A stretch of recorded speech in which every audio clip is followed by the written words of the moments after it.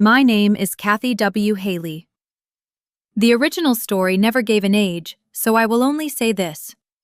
I was old enough to understand humiliation, and still too loyal to admit I was paying for it. The disappearance was subtle at first. My face became my hand holding his coffee. Then it became only his outfit. Then it was Elias posing alone in front of locations I had driven us to, eating dinners I had paid for, wearing the watch I bought him for his birthday. The captions changed too. No more us, no more Kathy, just soft life word salad. Chasing sunsets, manifesting abundance. Main character season. I was not his girlfriend anymore. I was production crew. I paid the rent on our 2-bedroom apartment in the city, the one Elias insisted we needed for the natural light. I paid the lease on the Audi he refused to drive because parallel parking gave him anxiety. I paid for trips, dinners, wardrobe pieces, editing apps, lighting equipment, and every investment in his personal brand. In return, I was allowed to exist in the background, as long as I did not make too much noise or clutter up the frame. Then came Juliana. Elias met Juliana at a content creator mixer I encouraged him to attend, because I thought making friends would help him feel less stuck. He came home glowing. Juliana was a visionary. Juliana understood the aesthetic. Juliana shot exclusively on film because digital was too sterile. Juliana was also unemployed, sleeping on a friend's couch, and had apparently never offered to pay for a drink in her life. The first time I met her, she looked at me like I was part of the catering staff. We were at a rooftop bar, my treat of course. Juliana sat across from me, wearing oversized linen pants and enough silver rings to scrape a glass table. She lifted the $18 cocktail I had just paid for and said, "So, Kathy, Elias says you work in logistics." "Supply chain management," I said. She gave a tiny condescending tilt of her head. "Right. Corporate. Very stable. That is good. Elias needs stability so he can fly." Elias laughed. Actually laughed. Then he squeezed her arm, not mine. "She is so poetic, isn't she? Kathy is very left-brained. She does not really understand the artistic side of things." I took a sip of my drink.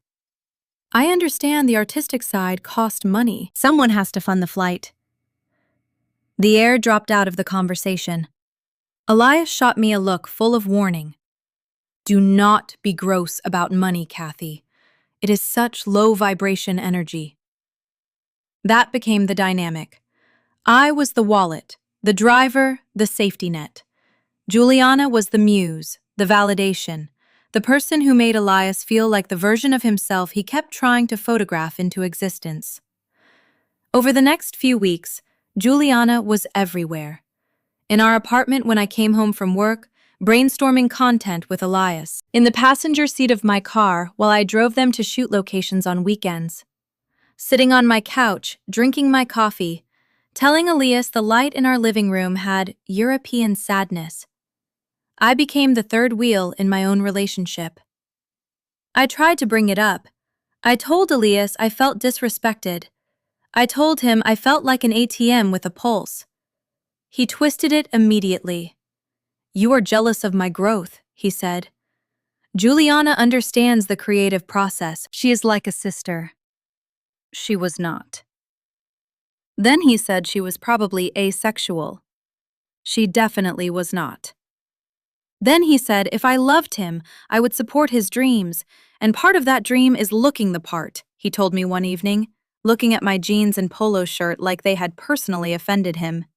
"You have to dress for the life you want, Kathy. Right now, you are dressing for a life of mediocrity." I swallowed it. I swallowed all of it, because I loved the man I met 3 years ago. The one who used to post me making soup and kiss my temple while I checked route schedules from the couch. I kept hoping he was still somewhere under the filters, hashtags, and borrowed film cameras. I thought if I supported him enough, once he finally made it, he would relax and become himself again. I was an idiot. The breaking point did not happen in a scream. It happened on a Saturday in mid-July. Elias had been talking about the Solstice White Party for a month, an exclusive invite-only event at a vineyard 60 miles outside the city. Local influencers, brand reps, people he needed to impress. "I need you to drive," he said 3 days before. "I want to drink, and Juliana's license is suspended." I stared at him. "Why is Juliana coming?" He sighed like I had ruined the lighting. "Because she is shooting the content, Kathy. God! Do you want to come or not?" I should have said no. Instead, I said, "I'll drive." Because some part of me wanted to see if there was any limit to the disrespect. The day of the party, the temperature was 90 degrees, the kind of heat that makes every sidewalk shimmer and every bad decision feel sticky before it even happens. I wore a crisp white linen button-down and tailored beige trousers, exactly within the dress code Elias had texted me 3 separate times. I thought I looked good. Clean, simple, put together. When I walked into the living room, Elias and Juliana were already there, looking like they had stepped out of a magazine spread about people who never paid their own rent. Elias wore a flowing white shirt that dipped too low at the chest and pants so wide they brushed the floor. Juliana wore a white mesh top, layered necklaces, and sunglasses indoors. Elias looked me up and down, and his lip curled before he could hide it. "You're wearing that?" "It's white linen," I said, "like you asked." "It looks corporate." Juliana adjusted one of her rings and smiled without warmth. "It is giving assistant at a wellness retreat." Elias exhaled dramatically. "Whatever. We're late. But Kathy, please try not to stand directly next to me when we get there until I check the lighting. I don't want the vibe to get thrown off." I did not say anything. I grabbed the Audi keys. I carried Elias's bag. Then I carried Juliana's camera equipment because it was too heavy for her, apparently, even though she kept calling herself a visual laborer. The drive was an hour of torture. They sat in the back. I was the chauffeur. They laughed about inside jokes, critiqued people's feeds, debated whether authenticity was dead, and never once asked how my week had been. Not once did Elias touch my shoulder, say thank you, or look at me in the rear-view mirror with anything except irritation when traffic slowed. The vineyard was beautiful in a way that made the humiliation sharper. Rolling hills, white tents, expensive cars lining the gravel drive, golden light sitting over everything like a filter. I parked, got out, and opened the door for Elias. He did not thank me. He stepped out, adjusted his shirt, and immediately turned to Juliana. "The light is perfect," he said. "We need the main entrance before it gets crowded." They walked ahead. I followed behind with his bag and Juliana's backup lens. At the step and repeat, a massive floral wall had been built for photos. There was a line of creators waiting, all white linen, bronzed skin, and practiced laughter. When it was our turn, Elias handed his phone to the event photographer. "Okay, Juliana, get in here," he said. Juliana slid beside him. They posed like they had rehearsed it, faces tilted, laughing candidly at nothing, flash after flash. Then the photographer looked at me. "Does the lady want to join?" Elias hesitated. I saw the calculation in his eyes. He looked at Juliana, then at me. "Sure," he said tightly. "Come on, Kathy." I stepped in and stood beside him, putting my arm lightly around the waist of the man I had lived with for 2 years, the man whose rent I paid, whose car I leased, whose dream I funded. I smiled. Elias stiffened. He leaned away from me toward Juliana. The photographer raised the camera. "Wait," Elias said sharply. He turned to me, and there was no love in his eyes, no softness, just filtered vanity and panic that my ordinary presence might ruin his extraordinary illusion. "Kathy, can you actually move?" I blinked. "I'm just standing next to you." "Yeah, and it looks cluttered. The aesthetic is ethereal and you look stiff. Just move out of the picture. Your face is ruining the aesthetic. Stand behind the camera, okay? You can hold my bag. Juliana snickered and covered her mouth too late. The people waiting behind us shifted uncomfortably.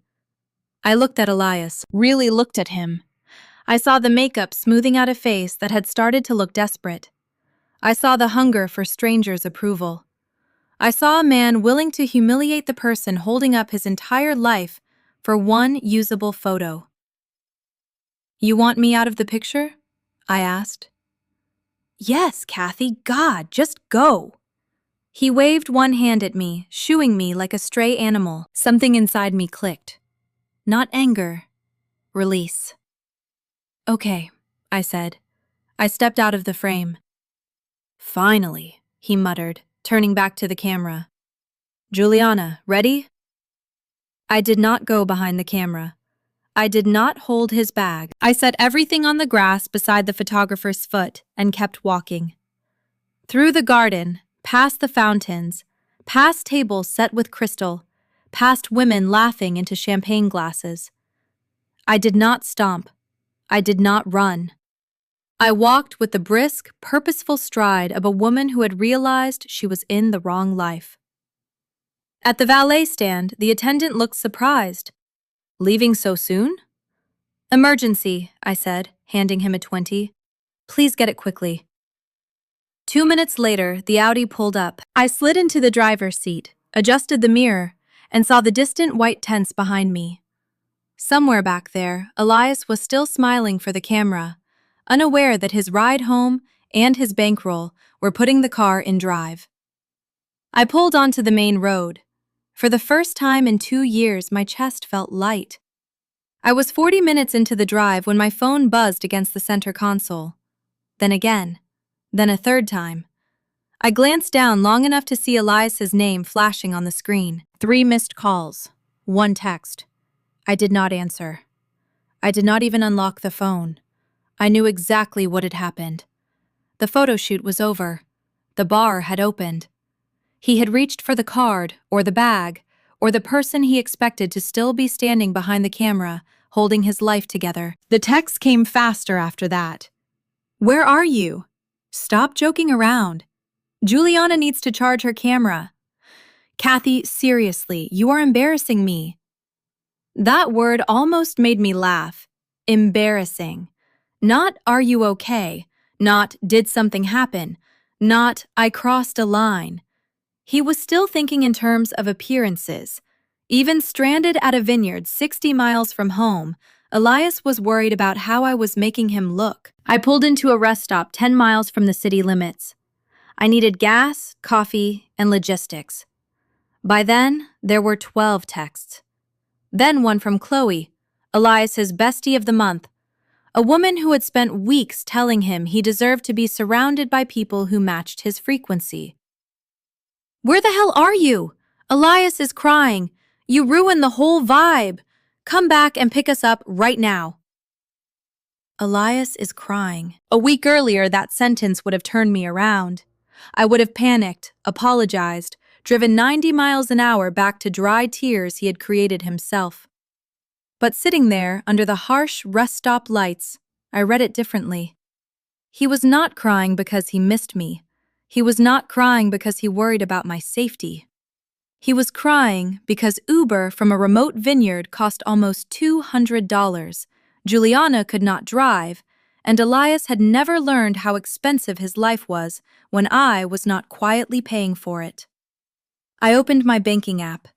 The supplementary card I had given him for emergencies was still active. He used it for brunch, candles, skincare, investment pieces, and once, $300 of imported matcha powder because he claimed his morning routine needed discipline.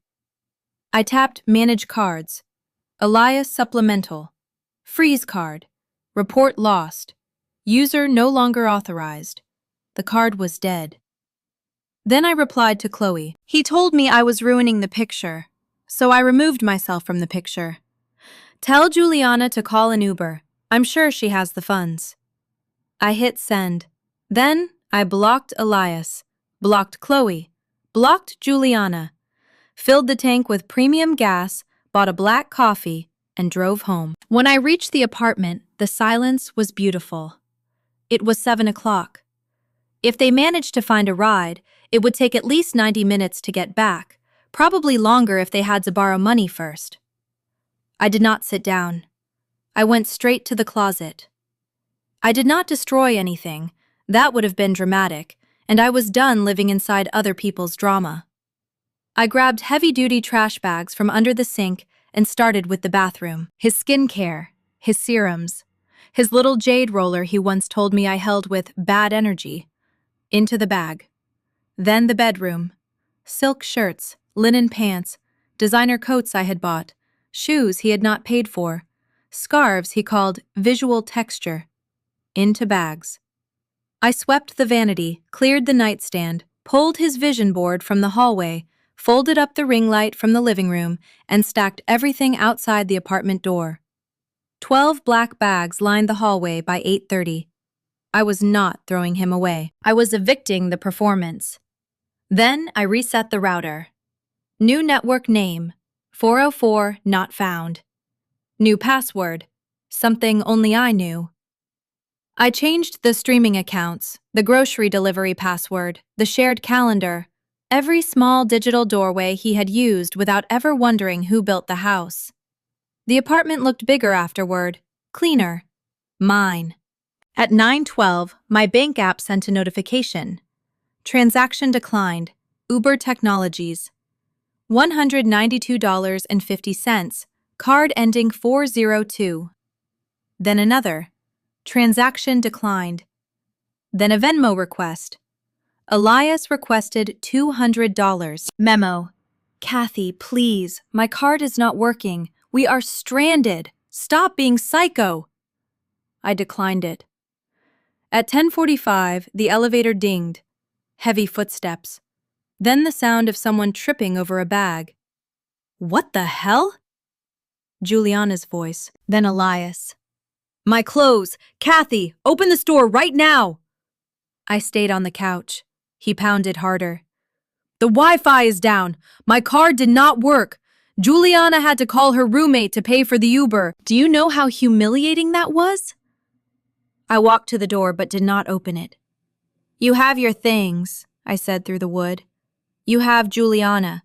You have the aesthetic. What you do not have is an apartment anymore. You cannot do this, he shouted. Where am I supposed to go? Go to Juliana's. She sleeps on a couch. Sounds like a logistics problem. I stepped back from the door. Good night, Elias. He pounded for 20 more minutes. Then came dragging plastic bags, the elevator ding, and silence. I slept like a woman who had finally stopped holding up a life that was never hers to carry. The first month of silence was the loudest month of my life. Not because Elias was quiet. He was not. I had blocked his number, blocked Juliana, blocked Chloe, changed my own number, locked down social media, and set email filters to send anything with his name directly to trash. But silence is never empty right after a life detonates. It fills with echoes, with the sounds of someone realizing the walls they thought were decorative were actually holding up the house. The flying monkeys arrived first, mostly Elias's friends. Some people I had stupidly believed were mine too. Kathy, he is really hurting. Block. You can't just abandon someone you lived with. Block. Juliana is being weird with him. I'm actually worried.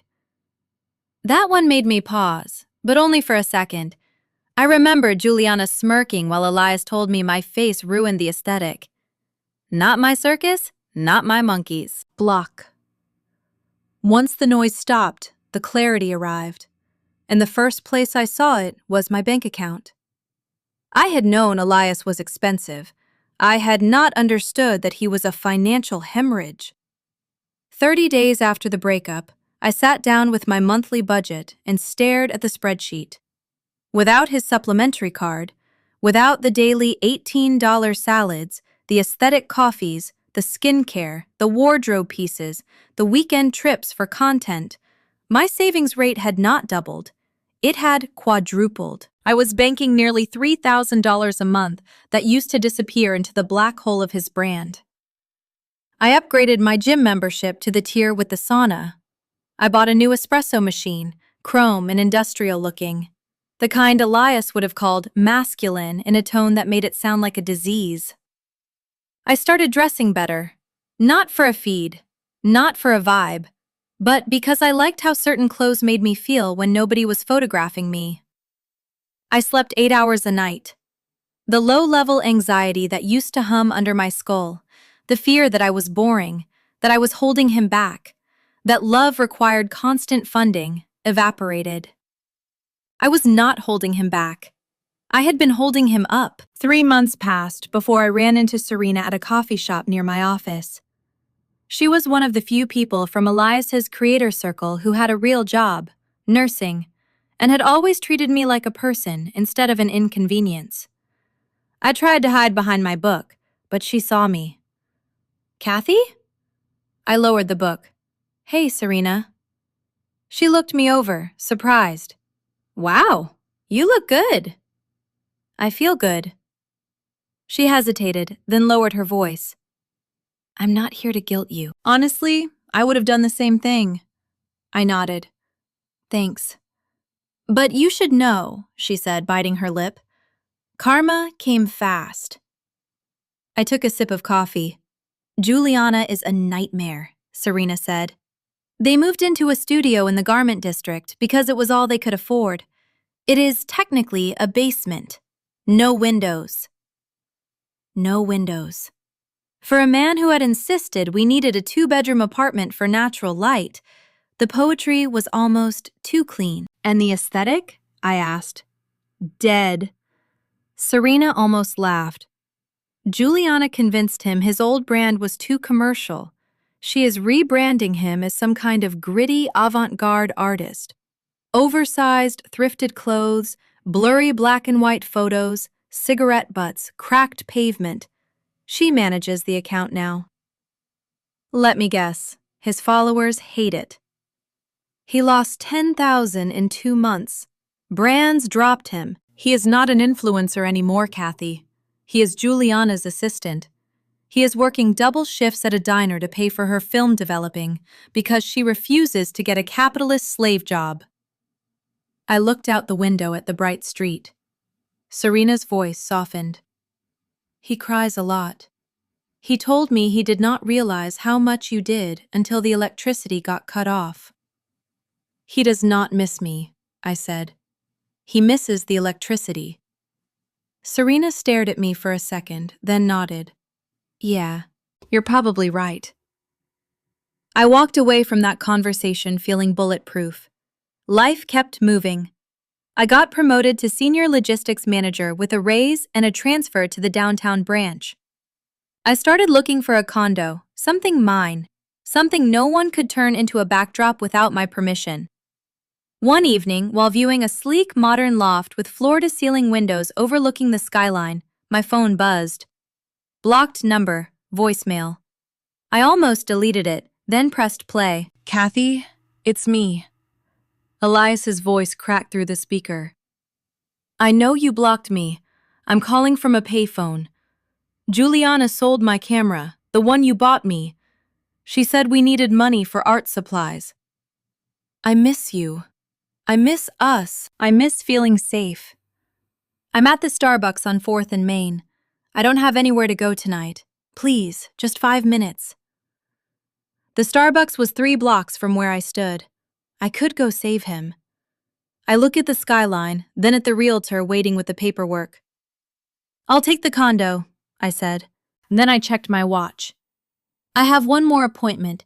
I need to go take out the trash." The Starbucks on 4th and Main was bright enough to make everyone inside look exposed. Fluorescent light, clean glass, the low hiss of steaming milk, people hunched over laptops pretending not to listen to strangers' lives falling apart 2 tables away. I saw Elias before I opened the door. He was sitting in the corner with a plastic cup of water in front of him, not a latte, not some imported matcha drink with oat milk and a caption-ready sleeve. Water. Free tap water. The visual shock hit harder than I expected. The Elias I knew would never have left the apartment without styled hair, rings, soft fabric, and the careful expression of a man waiting to be photographed. The man in the corner looked unfinished. His roots had grown out unevenly. His face was thinner. He wore an oversized gray sweater I recognized as one of mine, dug out from the bags I had left in the hallway. It was stained near the cuff. His nails were bitten down. He looked tired. Not aesthetic tired. Real tired. I walked in. The bell above the door chimed. He looked up. The moment he saw me, his face crumbled. Relief and shame twisted together, and for 1 second, I saw the boy underneath all the posing. The person he might have been if he had not decided admiration from strangers mattered more than loyalty from someone real. "Kathy," he breathed. He stood too fast, bumping the table. Water spilled across the surface. He moved like he wanted to hug me. I did not step forward. I did not open my arms. He stopped, reading the space between us. "You came," he said. "I did not think you would." "I was in the neighborhood," I said, "closing on a condo." His eyes widened. "A condo?" "Downtown. Floor-to-ceiling windows, great light." The irony landed. He flinched like I had touched a bruise. "That sounds amazing," he whispered. "You always wanted that." I did. Silence stretched between us. Around us, the cafe continued breathing. Cups clinked. A machine hissed. Someone laughed near the counter. Elias looked around, embarrassed now that he had to beg in a room without flattering light. "You said 5 minutes," I said. He swallowed. "Can we sit?" "No." His mouth trembled. "Please, Kathy. People are staring." "Let them stare," I said. "I thought you liked an audience." He looked down at his scuffed shoes. "Don't be cruel." "I'm not being cruel. I am being clear." That broke the last of his rehearsed dignity. Words came fast after that. Juliana was unstable. Juliana had used him. Juliana sold his camera, pawned his watch, took over his account, ruined his brand, destroyed his friendships. He said he was confused. He said he got caught up in the idea of being seen. He said he missed Sunday mornings, my cooking, my calm, the apartment, the way I made everything feel safe. Safe. The word almost made me laugh. He stepped closer, lowering his voice. "I can fix this. I can get a real job. I am done with all of it. The influencer stuff, Juliana, the fake people. I just want us. I want our life back. I can move into the condo, help with bills, start over properly." I looked at him for a long moment. This man who had turned my love into infrastructure. This man who had called me low vibration while my money held up his entire life. This man who had asked me to step out of a photograph and then cried when I stepped out of his world. He reached for my sleeve. His hand was cold. I gently removed it. "No." "Kathy, please." "You do not miss me," I said. "You miss the safety. You miss the infrastructure. You burned the bridge, and now that you are cold, you want to come back to the fire. That is not love. That is survival." "It is love," he insisted, tears spilling over. "We looked good together. We fit." I repeated it softly. "We fit." Then I stepped back and looked at him the way he had looked at me at the vineyard, not with hatred, with assessment. I let my gaze move over the stained sweater, the exhausted face, the frantic posture. Then I looked down at myself. Clean coat, steady hands, keys to a new condo in my bag. A life no longer arranged around someone else's hunger. "I am moving into a new phase," I said. "I am curating a life of peace, stability, and integrity." His face changed before I finished. He knew it was coming, but he could not stop it. "And honestly, Elias," I said, quiet enough that only he could hear. "You just do not fit the aesthetic anymore." His mouth opened. Nothing came out. The words hit him because they were his language. His cruelty returned in a mirror he could not filter. "Good luck, Elias," I said. "I hear the diner is hiring for the night shift." I turned and walked out. Behind me, he started calling my name. "Kathy, you cannot just leave me here. I have nowhere to go." I pushed through the door into the cool evening air and did not look back. Not at the window, not at his reflection, not at the man who once told me to leave the picture. I walked toward my new condo, my new life, my own clean frame.